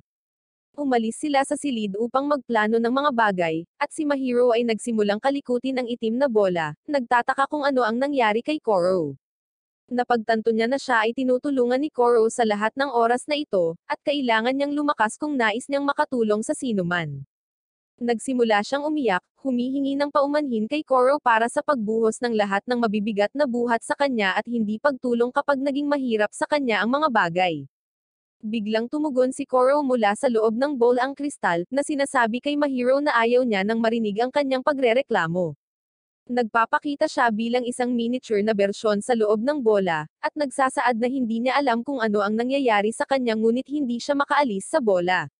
Nangako si Mahiro na ilalabas siya sa lahat ng paraan, ngunit sinabi sa kanya ni Koro na huwag nang pakialaman ito dahil na-enjoy niya ang pag-iisa kung saan hindi na niya kailangang makitungo sa mga nakakaabala na tao. Tinawag ni Mahiro sina Marco at Trevor para ipakita sa kanila na nagpapagaling na si Koro sa loob ng bola, ngunit hindi nila siya nakikita or naririnig. Agad na nakakuha ng ideya si Trevor at nagpas siyang putulin ng bola para maalis si Koro dito. Pinigilan siya ni Mahiro, sinabing hindi tama na palayain ang kanyang kapareha sa ganitong paraan. Ipinahayag niya na bilang master ni Koro, responsibilidad niyang palayain siya. Kaya kinuha niya ang lag-ari sa kanyang kamay, at sinubukang buksan ang bola ng natural gamit ang puwersa ngunit hindi gumana. Maya-maya ay may dumating na bisita sa inn, at ito pala ang manager ni Dylan, si Carl, at ang whale mascot. Siya ay nanlulumo nang malaman niya na parehong sina Dylan at Larry ay kinuha ni Sabaki, at si Mahiro ay humingi ng paumanhin dahil pinalala niya ang mga bagay nang siya ay tumulong. Nagpa siya si Carl na sumali sa plano ng pagsadyap, at sinabi sa kanila na ang mascot ng balyena ay mahusay sa pakikipaglaban habang mayroon din siyang paraan upang matulungan sila. Naglabas siya ng water gun, at saka naglagay ng isang patak ng tubig sa kamay ni Hugo na agad namang nagpatigil sa kanya. Sinabi ni Carl na ang baril ay napuno ng banal na tubig at nakakapagpabagal ng husto sa mga vampira, at madalas niya itong ginagamit upang pakalmayin si Larry kapag siya ay nagtatantrums. Tinanong ni Mahiro kung saan niya ito nakuha, at sumagot siya na nakuha niya ito sa isang kakaibang antique dealer. Ito ay lumabas na ang master ng serve amp ng inggit, at nagpa siya si Mahiro na maaari niyang subukang humingi ng tulong sa kanya. Ang pag-iisip tungkol sa anti-gang dealer ay nagdudulot ng ilang kakilakilabot na alaala ng pag-abando na pabalik kay Marco. Sinabi niya kay Mahiro na hindi nila mapagkakatiwalaan ang lalaki, gayunpaman pinamamahalaan siya ni Sheila na kumbinsihin siya na walang ibang pagpipilian ngayon. Magkahiwalay silang pumunta at sumakay si Mahiro sa tren para pumunta sa tindahan ng antique dealer, nang biglang sumulpot si Sobaki sa tabi niya sa kanyang fox form. Nagulat si Mahiro nang ipahayag ni Sobaki ang kanyang pagkadismaya na wala sa kanya ang kanyang alipors. Ang Black Fox ay biglang nagsimulang bumuhos ng itim na ulap ng usok, at si Mahiro ay tumalon mula sa umaandar na tren nang may sumabog na nangyari. Gayunpaman, ang lahat ng iyon ay isang ilusyon at napagtanto lamang ito ni Mahiro pagkatapos niyang mahiga sa platform. Napagtanto niyang gumagalaw na si Sobaki kaya kailangan niyang magmadali, at marating ang antique dealer. Hindi nagtagal ay nakarating si Mahiro sa kanyang tindahan ngunit sa sandaling binuksan niya ang pinto, sinalubong siya ng isang siyentipiko na tinunaw ang ulo ng isang Barbie doll at lumikha ng juice mula dito. Natambo si Mahiro sa gulat at nang mapansin siya ng siyentipiko, tinanong niya kung sino siya. Iniwan niya si Mahiro sa loob ng shop na puno ng kakaibang off-brand general use item. Tinanong ni Mahiro ang siyentipiko tungkol sa antique dealer, at nalaman niyang wala siya sa tindahan ngayon. Pagkatapos ay ipinakilala ni Mahiro ang kanyang sarili, ngunit mali ang bawat pantig na sinabi ng scientist sa kanyang pangalan sa kabila ng pag-alala na siya ang master ng serve amp of sloth. Pinilit niyang maupo si Mahiro sa isang upuan, binuhusan siya ng isang baso ng malamig na tsaa, at pagkatapos ay isinulat ang kanyang pangalan sa kanyang noo upang hindi na niya ito makalimutan muli. Ipinakilala ng lalaki ang kanyang sarili bilang si Joseph, isang researcher na dalubhasa sa mga vampira. Biglang sumulpot doon ang antique dealer, at tinamaan si Joseph ng suntok sa bituka dahil sa pagtunaw ng ulo ng kanyang mahal na manika. Pagkatapos ay lumingon siya kay Mahiro at tinanggap siya sa kanyang tindahan. Ipinakilala niya ang kanyang sarili bilang si Michael, at pinasalamatan siya sa pag-aalaga sa kanyang nakababatang kapatid na si Marco. Nagulat si Mahiro nang malaman niya na si Marco ay talagang kapatid ni Michael, ngunit ngayon ay naiintindihan niya ang kanyang mga reaksyon sa kanya bago niya matanong si Michael na magpaliwanag ng mga bagay-bagay. Hinawakan siya ni Joseph at hiniling na ipakilala siya sa serve amp of sloth. Ipinakita ni Mahiro na si Koro ay naging bola, at napansin ito ni Joseph na higit sa kapanapanabik. Hinakay niya si Mahiro patungo sa salamin na talagang isang lihim na pinto na nagpapadala sa kanya sa sikretong lab ng siyentipiko, kung saan siya ay naging kanyang bagong paksa ng eksperimento. Nangongolekta siya ng data tungkol sa kanyang taas, timbang, at mga kondisyong medikal ngunit hiniling sa kanya ni Mahiro na magsaliksik kay Koro kaysa sa kanya. Tinanong siya ni Michael kung ano ang plano niyang gawin kapag bumalik na sa normal si Koro. Gusto niyang malaman kung matatalo ng maayos ni Mahiro si Sobaki sa pagkakataong ito. Tinanong ni Mahiro kung bakit ginagamit nila ang term break kaysa pumaslang para sa mga vampira, at ipinaliwanag ni Michael na ang mga vampira ay immortal kaya hindi sila maaaring tapusin, gayunpaman ang mga kampan ng mga vampira ay maaaring tapusin kung inumin ng kanilang serve amp ang kanilang dugo. Tulad ng para sa mga serve amp, sila ay nabuo kapag ang isang tao ay nagbibigay sa kanila ng isang pangalan at isang bagay. Naalala ni Mahiro na binigyan niya ng kampana si Koro noong una niya itong nakilala bilang isang pusa. Sinabi ni Michael na ang bagay ay ang nag-uugnay sa mga serve amp sa kanilang master, at sa sandaling sirain nila ito ang serve amp ay itinuturing na sira. Sinabi ni Mahiro na gusto lang niyang malaman kung paano ibabalik sa normal si Koro, na walang ideya sina Michael or Joseph tungkol dito. Tinanong ni Mahiro si Joseph kung bakit sabik na sabik siya sa pagsasaliksik sa mga vampira, at sinimulan niya ang kanyang mahabang monologo tungkol sa kung paano nakalikha ng pag-unlad ang digmaan sa bawat panahon. Narinig niya ang mga kwento tungkol sa kung paano nanalo si Koro sa bawat laban niya, at gusto niyang gamitin niya ang kanyang buong kapangyarihan para talunin si Sobaki sa pagkakataong ito. Sinabi sa kanya ni Mahiro na hindi niya kailangan ang kapangyarihan ni Koro ngunit kailangan niya muna siya bilang isang kaibigan. Sinabi ni Joseph na wala siyang interes sa mga ganitong sentimental na bagay, ngunit may isang bagay na maaaring subukang gawin ni Mahiro upang maibalik sa normal si Koro. Binigyan niya siya ng isang beaker na puno ng tsaa, at nang humigop si Mahiro ay bumagsak siya.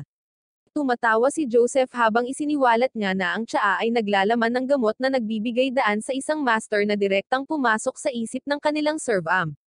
Sinabi niya kay Mahiro na ayusin ang mga bagay kay Koro doon, at ibahagi ang mga resulta ng eksperimentong ito sa kanya. Hindi nagtagal ay nakita ni Mahiro ang kanyang sarili na inaanod sa kadiliman bago niya nakita ang bell ni Koro. Sa kabilang banda, ginamit ni Marco ang kanyang napakalalim na kayamanan upang kumuha ng eksperto upang suriin ang ilang mga larawan sa telepono ni Henry. Hinuhulaan ng eksperto ang eksaktong lokasyon ni Sabaki at ng kanyang mga tripulante, na nananatili sa isang 5-star hotel. Sa tingin ni Marco, sapat na ang distansya sa pagitan ng pinakamataas na palapag ng hotel at basement para manatili si Dylan at Larry na may hindi ligtas na distansya sa pader sa isa't isa. Iniisip din niya na sina Sabaki at Henry ay dapat na nagbabantay sa kanila doon, at nagpa siya na maglunsad ng isang all-out attack sa gabi. Pagsapit ng gabi, si Sabaki ay nakatanggap ng tawag mula sa kanila at umalis patungo sa lugar kung saan siya tinawagan. Nakatanggap siya ng real-time na impormasyon tungkol sa mga galaw ni Sabaki mula sa kanyang mga alipors, habang sina Marco at Trevor ay nakabalat kayo at handang pumasok sa hotel. Si Carl ay kumikilos na parang isang mayamang turista, at kinakausap ang receptionist at nalaman na si Sabaki ay malamang na nasa ika-41 palapag. Ibinigay niya kay Marco ang keycard para ma-access ang isang kwarto sa parehong palapag. Nakipag-ugnayan si Marco kay Trevor at sinabihan siyang maghanda habang sumasakay siya sa elevator, ngunit biglang dumating si Sukona doon. Kinakabahan si Marco na matutuklasan siya sa kabila ng kanyang pagbabalat kayo at tama siya. Nakilala siya ni Sukona at sinabi niya kay Marco na pinindot niya ang pindutan upang pumunta sa ika-41 palapag, ngunit itinuro na ito ay nasa ibaba ng listahan. Nagpanik si Marco habang napagtanto niya ang katotohanan, at pagkatapos ay pinindot ni Sukona ang emergency stop button na huminto sa elevator. Pumasok ang elevator sa free fall, at itinapon ni Marco ang kanyang disguise dahil napagtanto niyang wala nang silbi ito ngayon. Iniisip niya kung inilipat na ba sina Dylan at Lo sa lugar na ito, ngunit pagkatapos ay pinaalis ang pagpipiliang iyon dahil hindi pupunta si Sukona upang pigilan sila. Sa pagkakataong iyon, sinabihan ni Marco si Trevor na umakyat sa taas habang nakaharap siya kay Sukona. Dito ay tumama ang elevator sa ibaba, at nalaman ni Marco na siya ay nasa basement 5. Naalala niya ang pulong ng diskarte kung saan hinulaan nila na dapat niyang pinoprotektahan ang isa sa mga bihag, habang ang iba pang mga kampan ni Sabaki ay protektahan ang isa pa. Gusto ni Marco na talunin silang lahat kahit na si Shile ay hindi dalubhasa sa labanan. Gayunpaman, sa pagbukas ng pinto sa elevator, nalaman niyang walang laman ang basement. Biglang nagpatawag si Sukona ng magic chainsaw at dahan-daang itinulak sina Marco at Shile palabas ng elevator. Sinabi niya na mali ang planong ginawa ni Marco at ng iba pa sa simula, dahil hindi man lang nila naiintindihan kung paano gumagana ang utak ni Sabaki. Inihayag niya na sila ay pinaglalaroan sa simula, at ang layunin ni Sabaki sa pagkuha kay Larry ay hindi upang saktan siya, sa halip ay ginamit niya siya bilang pain upang akitin si Hugo ang serve-amp of pride upang durugan siya. Inatake ni Sukona si Marco gamit ang kanyang chainsaw at nakaiwas siya. Alam niyang mahirap manalo sa isang tuwid na laban kaya nagpa siya siyang kutsain si Sukona. Sinabi ni Marco sa kanya na itinuturing pa rin ni Mahiro ang basurang tulad niya bilang kanyang kaibigan, habang nagtatrabaho siya para sa isang tao tulad ni Sabaki. Ang kanyang mga panunuya ay gumagana at sumigaw si Sukona na walang nakakaintindi sa tunay na motibo ni Sabaki, na sinasabi niya na si Sabaki ay naghahanap ng susi sa isang bagay na wala. Ang pag-alam kung ano ang tunay na layunin ay nananatiling isang misteryo kahit para sa karamihan ng kanyang mga kampan, at napagtanto ni Marco na si Sabaki ay hindi naglalayo ng isang simpleng digmaan sa pagitan ng mga vampira. Samantala, nakarating na sina Hugo at Trevor sa pinakamataas na palapag kung saan nagtipon si Henry at iba pang mga kampan ni Sabaki upang harapin sila. Naniniwala si Hugo na nilalagpasan lang sila ng mga bihag, at sa kabila ng mas maraming kalaban nila ay tiwala siyang mananalo sila ni Trevor.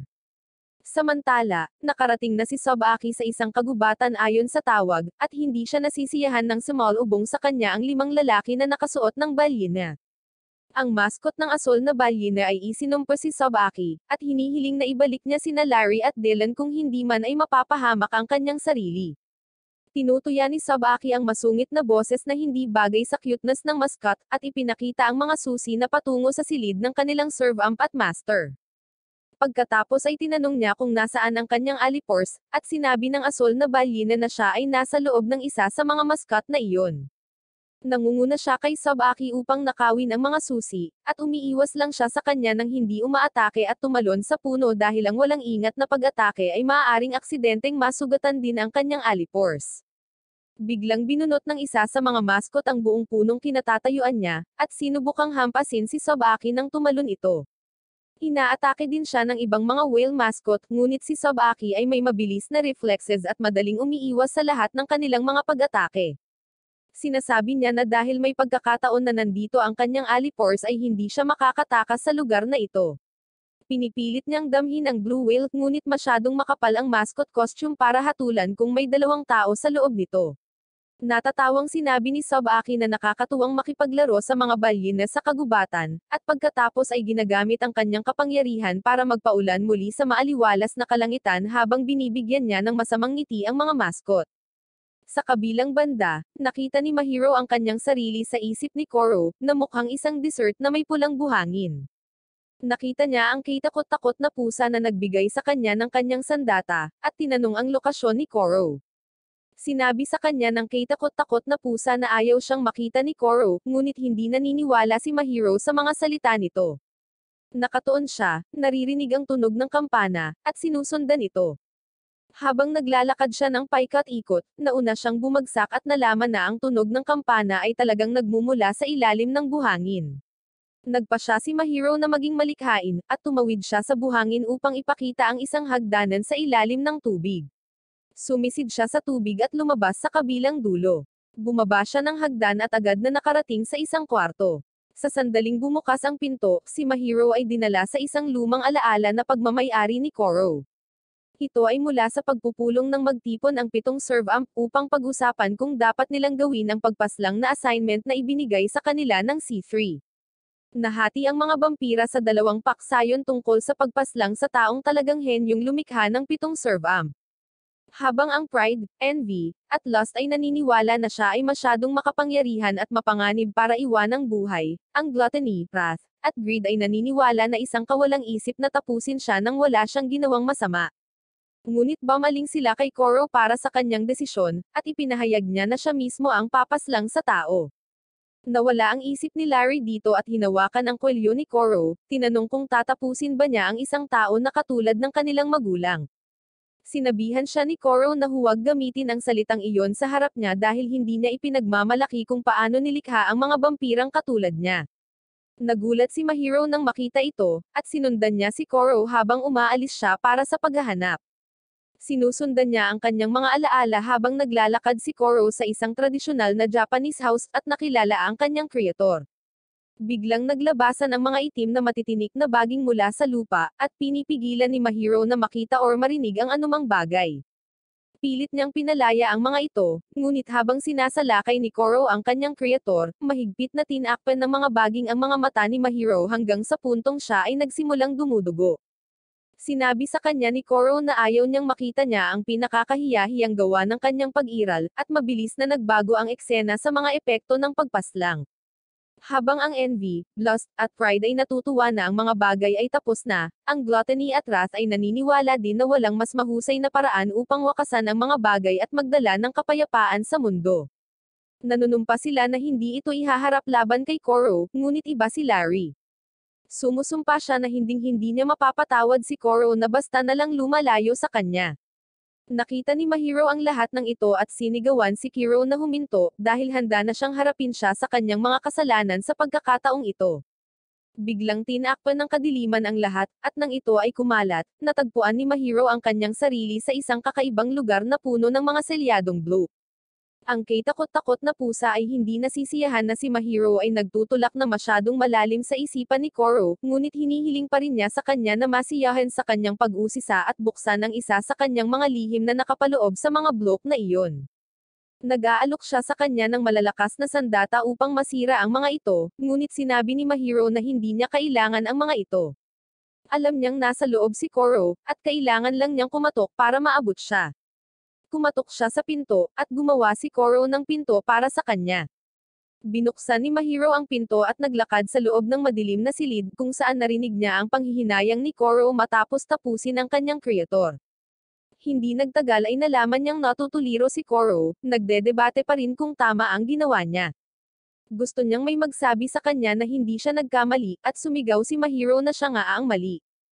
Ang espasyo sa kanilang paligid ay nagsimulang mag-crack habang sinasabi niya kay Koro na kung mayroon pa rin siyang pagdududa na mali ang ginawa niya, nangangahulugan ito na mali ito sa huli. Sinabi ni Mahiro na kailangan ng lakas ng loob upang tanggapin ang mga maling gawain at magpatuloy, na kailangan pa rin nilang gawin ito.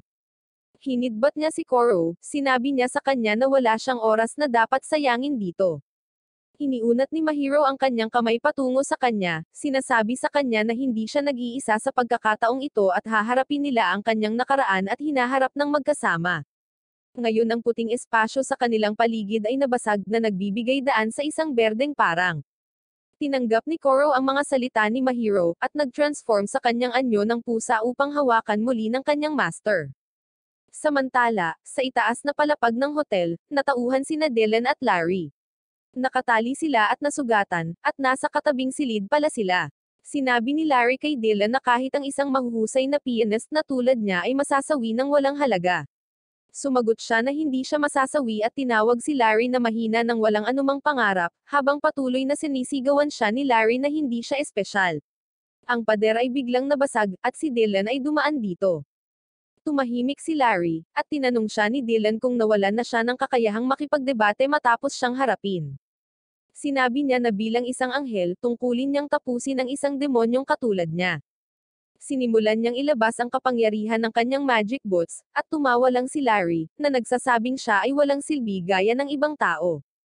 Humiwalay din siya sa kanyang mga pagpigil, at ipinatawag ang kanyang espada upang tapusin si Dylan at maging malaya sa kanyang nakakainis na ugali.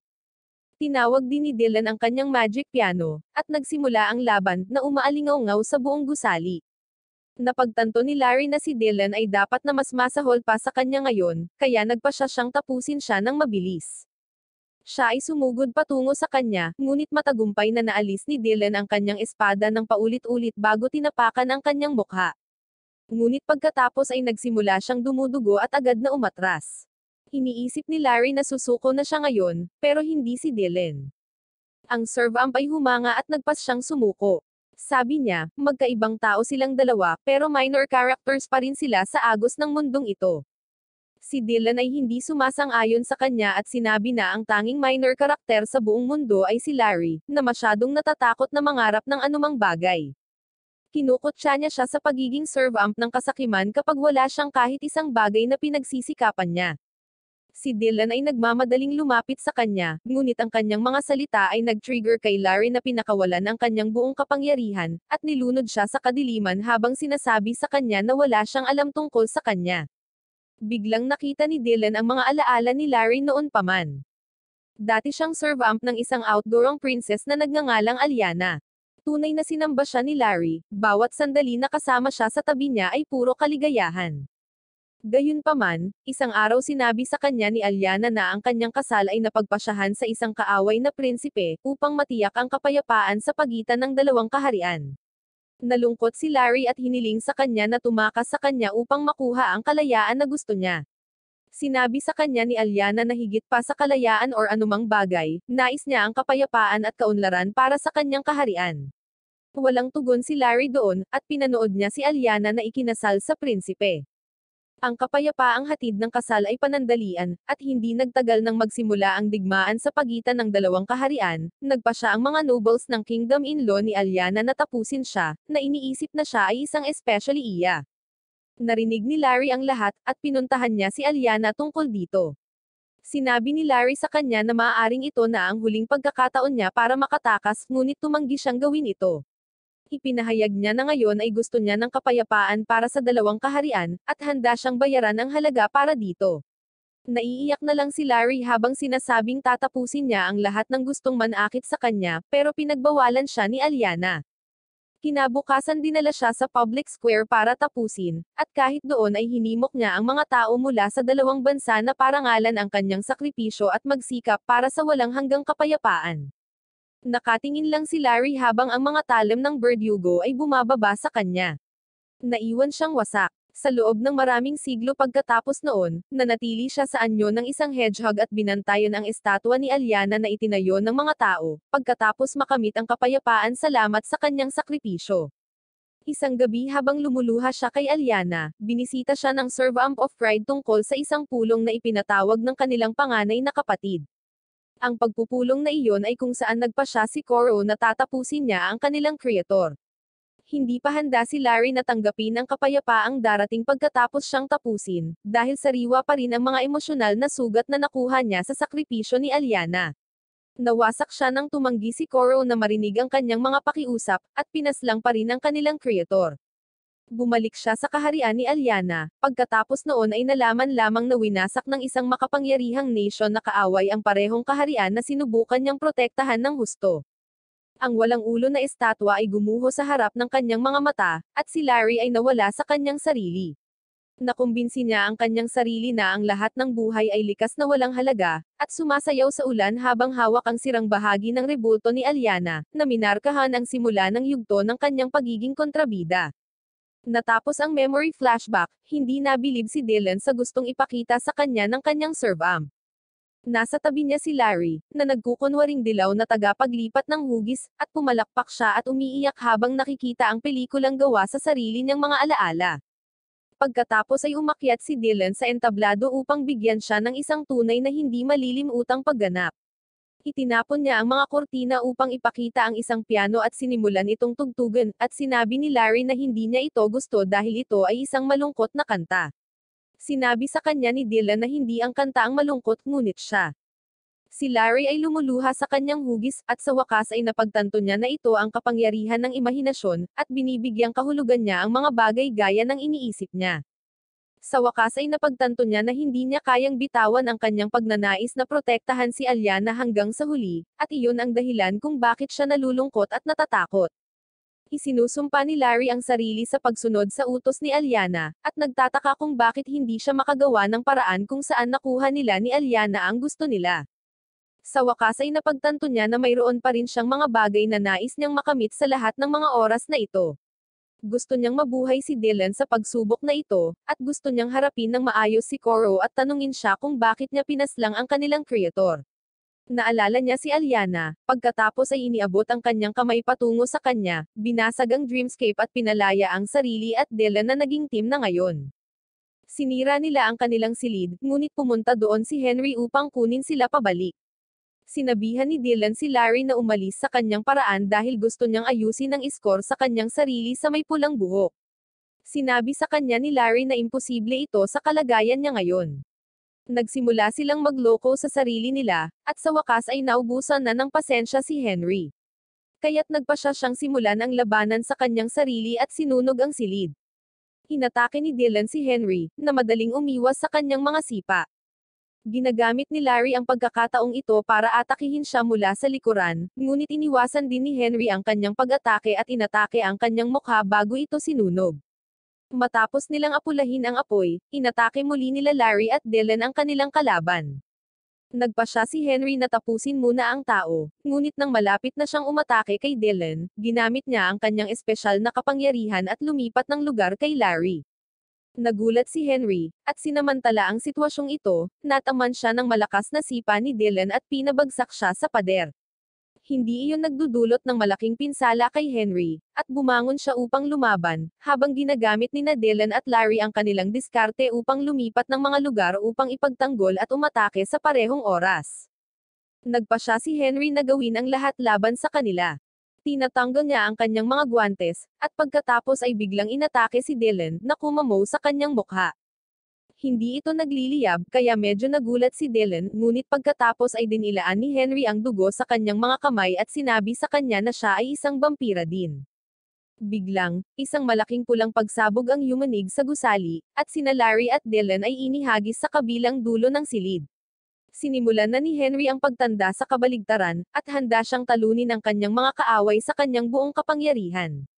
Sa kabilang banda, pinipigilan ni Sukona sina Marco at Sheila para sa oras.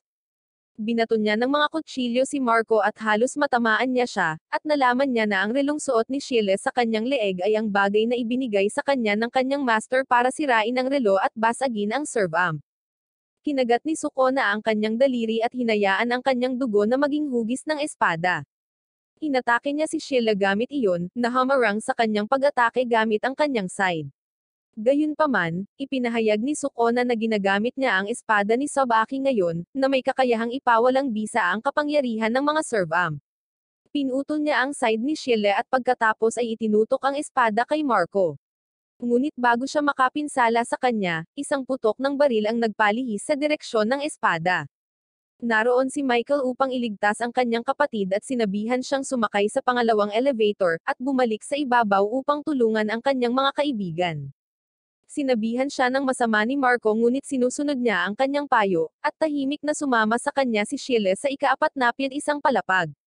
Si Trevor ay nakikipaglaban sa mga kampan ni Sabaki gamit ang kabaong bilang isang kalasag.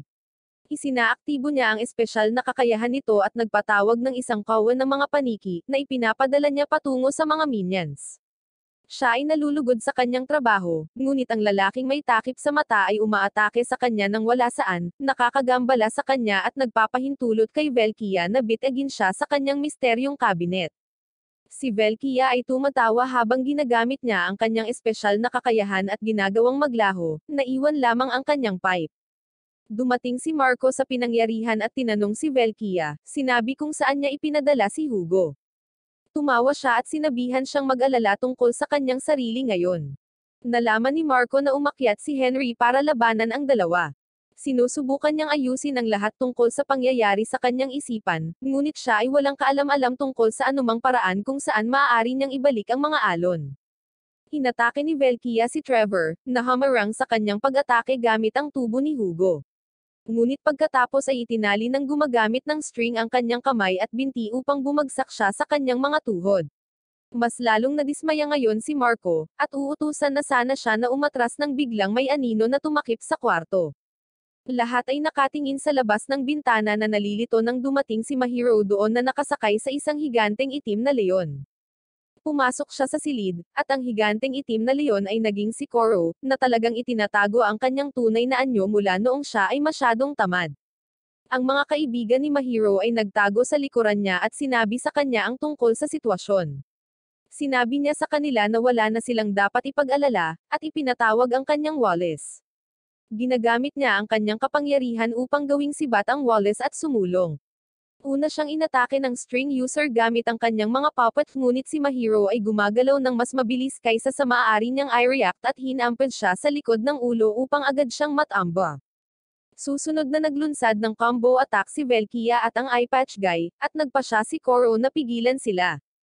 Nagpapatawag siya ng mga pakpak na gawa sa itim na enerhiya, at lumilikha ng matatalim na spike mula sa mga ito.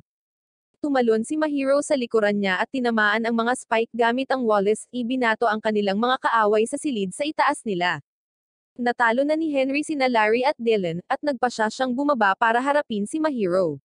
Hindi pa rin makapaniwala si Larry dahil nakita niya ang totoong anyo ni Koro kanina, at nagtataka kung paano siya tinulungan ni Mahiro na mabawi ang kanyang kumpiyansa.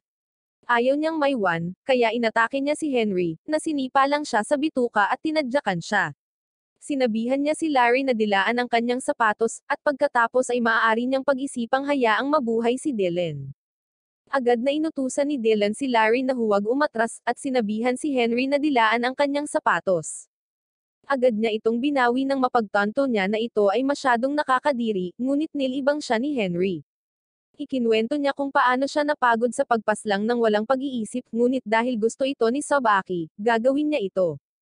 Gumuhit si Dylan ng 3 magkakadugtong na parihaba sa kanyang kamay, habang sinasabi sa kanya na ihinto ang paggamit ng iba bilang dahilan para sa kanyang mga maling gawain. Pinindot niya ang rectangle, at biglang naramdaman ni Henry na nanginginig ang buong katawan niya sa beats ng piano. Napagtanto niya na ginamit ni Dylan ang kanyang dugo upang gawing instrumento ang kanyang katawan, at nagpakawalan ng pulang apoy na sumasakop sa buong silid. Mabilis na tinawag ni Dylan ang kanyang magic piano at sinabihan si Larry na tulungan siya. Napagtanto ng serve amp na kailangan niyang gumawa ng isang bagay na ingrandi para tumugma sa kanyang ambisyoso at cool na master. Kaya tinakpan niya ang apoy ni Henry at inilagay siya sa ulirat. Dinala niya si Henry sa teatro sa loob ng kanyang isip kung saan hinahamon niya siya sa isang one-on-one na tunggalian. Si Henry ay nagmamadaling lumapit sa kanya at umiwas sa unang pag-atake ng kanyang espada, ngunit bigla itong naging 1,000 spike na tumutusok sa kanya sa lahat ng dako. Ipinaalala sa kanya ni Larry na isa siyang hedgehog sa pagtatapos ng araw, at habang bumagsak si Henry sa lupa, bumalik sila sa totoong mundo. Parehong si Larry at Dylan ay bumagsak sa lupa na pagod na pagod. Di nagtagal, nakarating si Mahiro at ang iba pa sa silid upang iligtas sila, ngunit bumangon si Dylan at kumpiyansang sinabi sa kanya na ang isang anghel na tulad niya ay nangangahulugang walang pagliligtas. Agad siyang bumagsak pagkatapos noon, at inalalayan siya ni Mahiro habang binababa siya. Sa tingin niya ay nagtagumpay ang kanilang grupo sa kanilang misyon na iligtas si Dylan at Larry, ngunit si Hugo ay nawawala ngayon. Pagkatapos ay tinanong ni Mahiro kung nasaan si Leia, at binuksan ni Trevor ang kabaong upang ipakita na siya ay nakatago sa loob. Nilinlang nila si Sobaki na isipin na kabilang siya sa mga mascot ng balyena. Sa gayon, sinabi ni Mahiro kay Koro na ayusin ang mga bagay sa kanyang kapatid, at lumapit siya kay Larry upang pasalamatan siya. Sinabi ni Koro na si Larry lang ang hindi nagpapatawad sa kanya, kaya naman nagawa niyang harapin ang kanyang mga pagsisisi. Nahihiya at gumaan ang pakiramdam ni Larry nang marinig iyon, at nagpapasalamat siya kay Mahiro na ginawang posible ito. Nagsimulang magkaayos ang lahat, nakalimutan ang kanilang nakaraan nang biglang inagaw ni Leia ang name tag, na siyang bagay na ibinigay ni Dylan kay Larry. Sinabi niya kay Larry na hindi siya karapat-dapat na maging napakasaya kapag pinaslang niya ang lahat ng kanyang mga kaibigan, at maaari niyang ipaghiganti sila sa pamamagitan ng pagsira sa kanya. Naalala ni Mahiro ang sinabi sa kanya ni Michael tungkol sa pagkasira ng serve-amp kung masisira ang bagay na ibinigay sa kanila ng kanilang master. Hiniling niya kay Leia na huwag gumawa ng anumang masamang aksyon, ngunit sinabi niya sa kanya na sa kabila ng kanyang kabaitan, tapat pa rin si Leia sa kanyang mga nasawi na kaibigan at sisirain ang kwintas upang ipaghiganti sila. Biglang sumulpat si Sobaki sa likod niya. Sinabi niya na natutuwa siyang makitang ligtas si Leia, at hiniling sa kanya na ibigay sa kanya ang kwintas. Siya ay lubos na namangha nang malaman na natalo ni Larry at ng kanyang master si Henry, at maging si Koro ay bumalik sa kanyang orihinal na anyo, pero iyon lang naman ang gusto niya. Inihagis ni Sobaki ang name tag sa kanyang kamay habang naglalakad siya patungo sa bintana. Gusto siyang labanan ni Dylan, ngunit pinigilan siya ni Larry dahil hindi niya matalo si Sobaki kanina, at sa ngayon ay lampas na sila sa kanilang limitasyon. Hiniling niya kay Koro na talunin siya para sa kanila, at sumang-ayon siya. Biglang tinanong siya ni Trevor kung ano ang nangyari kay Hugo, at ipinakita sa kanya ni Sobaki ang isang kaparehong mystery cabinet sa ginamit ni Velkia para mawala siya. Ipinahayag niya na ipinadala siya ni Velkia sa kanya, at tinapos niya siya sa kagubatan. Tinanong siya ni Mahiro kung ano ang gusto niyang makamit sa pamamagitan ng paggawa ng lahat ng ito, at sumagot si Sobaki na gusto niyang mapabilib ang kanyang master sa pamamagitan ng paglilinis ng kanyang kalat. Naglalakad siya patungo kay Mahiro na may mga pulang bulaklak na bumabagsak mula sa kanyang manggas bago ang mga ito ay maging hugis braso. Sinabi ni Sobaki na siya ang tanging paraan sa mundo upang tapusin ang isang serve-amp. Ikinalat niya ang mga pulang bulaklak at ipinatawag ang kanyang espada. Kasabay ng paghagis niya sa name tag ni Larry sa ere, inatake niya ito at hiniwa si Larry, at sumabog ang pader na naglalabas ng high-pressure mist.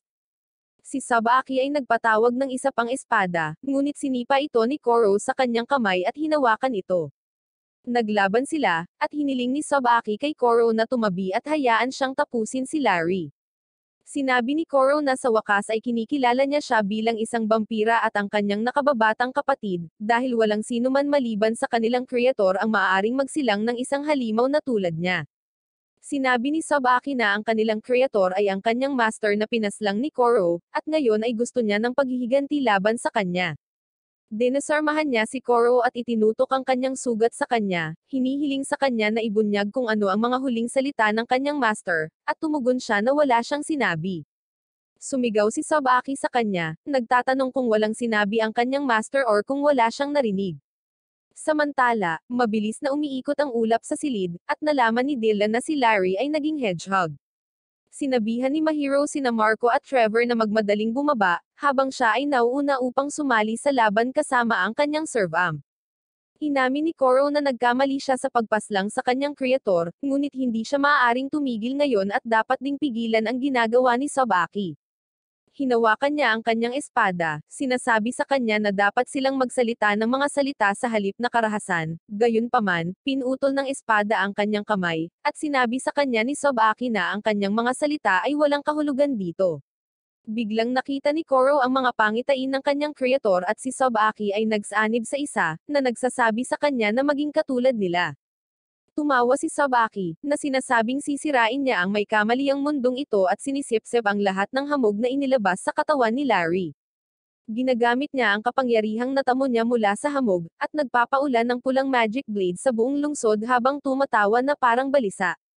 Nilapitan siya ni Koro na determinadong lutasin ang lahat sa pamamagitan ng pakikipag-usap. Itinutok ni Sabaki ang kanyang mga espada patungo sa kanya, ngunit pinalihis niya ang mga ito at hinawakan ang kanyang balikat. Inatake siya ni Sabaki gamit ang kanyang mga magic sword, ngunit hindi ito binitawan ni Koro. Gusto niyang pag-usapan ang mga maling bagay na ginawa niya at ang mga maling bagay na ginagawa ngayon ni Sabaki.